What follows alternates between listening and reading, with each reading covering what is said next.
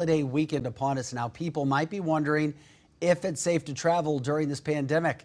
I spoke with Benjamin Voss, he is chief of medicine at Missouri Baptist, about the traveling situation. The Labor Day weekend is upon us. The unofficial end of summer has many St. Louis area residents ready to get out and about.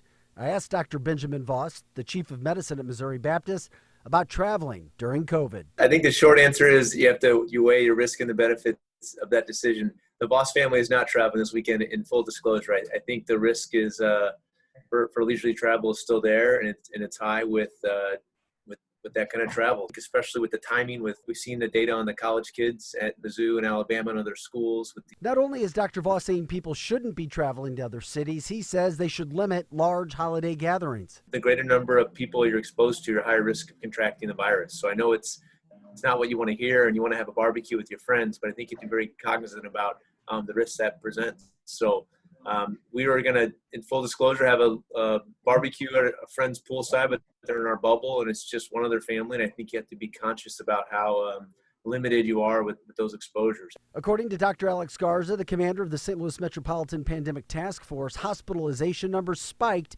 in early July, in part to 4th of July holiday travel and gatherings. Is there serious concern that the caseload could skyrocket again, even with Absolutely. A lot of people that's already had it? Absolutely. And I think that the trend's been going up, and thanks for the last couple weeks, it's been relatively plateaued, at least in St. Louis County. And Dr. Voss also says that families need to be really careful this weekend, especially those with college students who may be coming home for the weekend.